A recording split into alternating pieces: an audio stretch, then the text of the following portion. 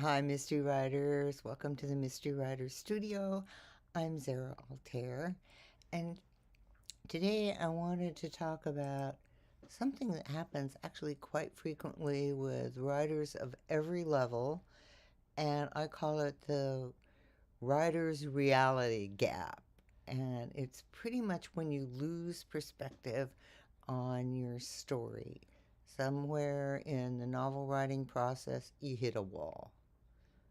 I call it the reality gap. It's not writer's block, but something else. You lose perspective on your story. It just doesn't. Whoops, having technical somethings. Anyway, it just doesn't make sense to you. That's kind of how I describe it. One minute you're written a powerful emotional journey for your reader, and the next minute it's the worst drivel written by anyone. And I'm not kidding. It happens to everybody. So don't feel alone if that's happens to you.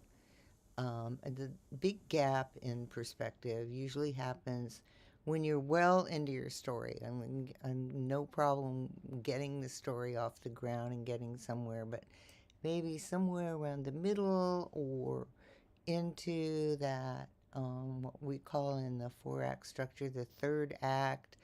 um, it you just like disassociate from the story, and it feels as though you're way high up on a cliff and looking down, and you've lost sight of your vision of the story and where you are, and you're totally unable to evaluate your writing.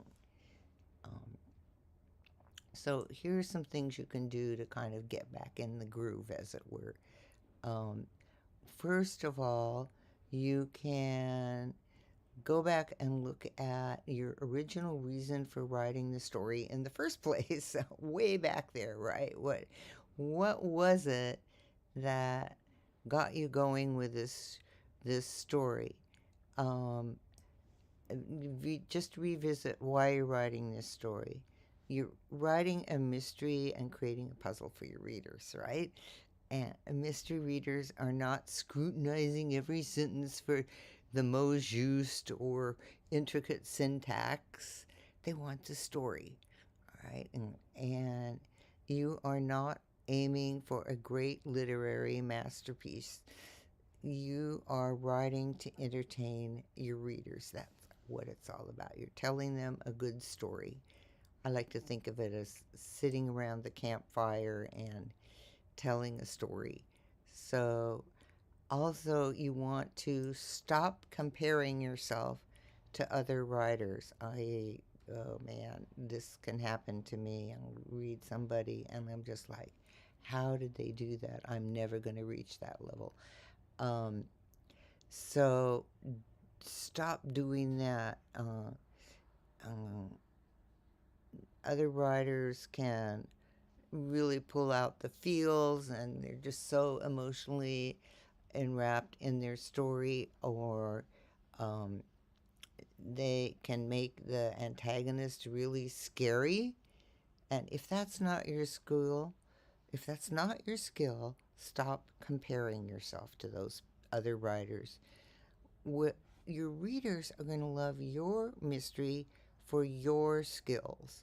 So don't worry about other writers' skills. I mean, we can always improve on our skills, but we need to know what they are and be realistic about what we're able to do with our story and our writing skills. So go back into the story. And so this is really is like read your story as far as you've written so far. Read your story as though you are a reader. And two things are going to happen. Um, you find that you enjoy the story, and that means it isn't drivel. So you reassured yourself on that count, right? And the other is, as you read your story, you may find places you want to edit. And this is a great way to get back into the story. So as you're reading, just mark down those places you want to edit. Don't go do it now. Just keep reading, and then do those edits. And they'll get you back into what I call the reality mode of writing your story. And that's a good way to get back into your story and keep going with the story because you found these new edits you want to do, things you want to fix, and you're back in that writing game. All right. And you've crossed over that reality gap of of thinking your writing is just trash. All right. So the next thing, and actually the most important thing, is just keep writing. You know how you write, even on the days you don't feel inspired, and you can write even on those days when you're not inspired. And so treat that reality gap the same way. Keep going with your story. There's a long road ahead for evaluation and all the editing that comes after you've finished your story. But for now, your goal is to finish the story. And your self edits and your revisions and suggestions from beta readers and your editor are all going to help you fix anything in that editing stage. But for now, when you hit that reality gap, your main goal is to get back into the story and start writing and keep writing. Uh, no one, not even you, can evaluate your story until it's finished. So, that first goal is to finish your story. So, acknowledge the process. I know I've said this before and will say it again. Acknowledge the process and trust the process. If you keep writing, you are going to be back in your story and be excited about it and have fun with it.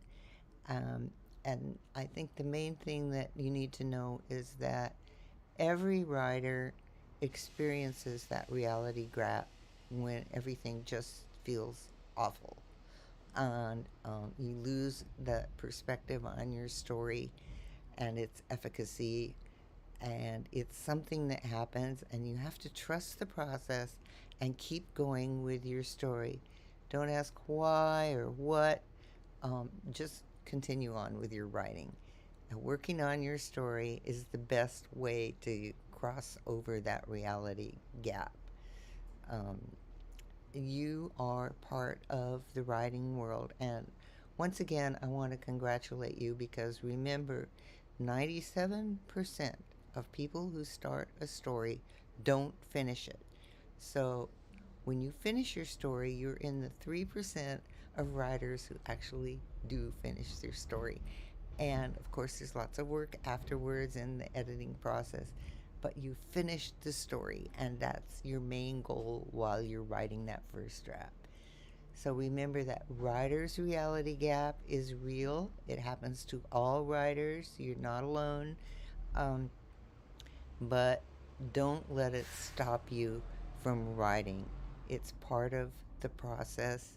And dive in. And I hope these tips will help you get back in there and keep going. And for those of you who are new to mystery writing, you might want to take a look at my writing course, Write a Killer Mystery, which takes you through every step of writing a novel on through the editing process. So you'll have a good start on tackling that first story. All right, thank you so much for being here. And as always, if you have any questions, please put them in the comments. And I will see you next week. Keep writing.